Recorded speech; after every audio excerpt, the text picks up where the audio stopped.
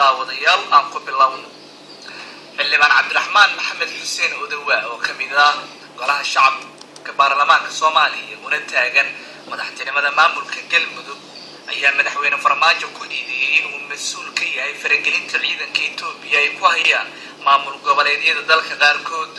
cabdiraxmaan odawaa ayaa sheegay in madaxweynaha uu ku soo gambaday markii ololaha doorashada uu ku jiray in wax weyn ay ka qabanayaan faragelinta Itoobiya ay ku hayso Soomaaliya. waxaana cabdiraxmaan odawaa uu yiri madaxweynaha markii uu doorashada raadinayay waxa uu weyn ee uu ku soo gambaday ayaa waxay ahayd in uu wax ka qabanayo faragelinta Itoobiya ay Soomaaliya ku hayso. madaxweynaha mabadaahin markii uu xilka qabsadayba waxa uu si aan xishood lahayn u bilaabay inuu dadka Soomaaliyeed ku caburiyo askarta Itoobiya.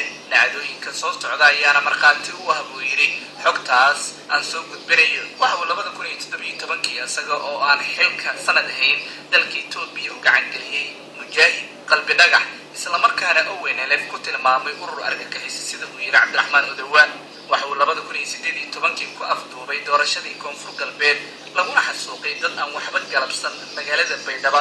waxa uu isku dayay madaxweyne Farmaajo in uu ku weeraro Kismaayo ciidamada Itoobiya si ay ugu afduubaan doorashada madaxweyne Axmed Madoobe isagana xabsiga la dhigo. laakiin Madoobe oo khibrad badan ka haystay arrintaas waxa uu xanibay garoonka diyaaradaha Kismaayo kuna jaray baabuur jidka ay diyaaradda ku degto. sidaas ayaana ay ku fashilmeen ciidamada Itoobiyaanka ee madaxweyne Farmaajo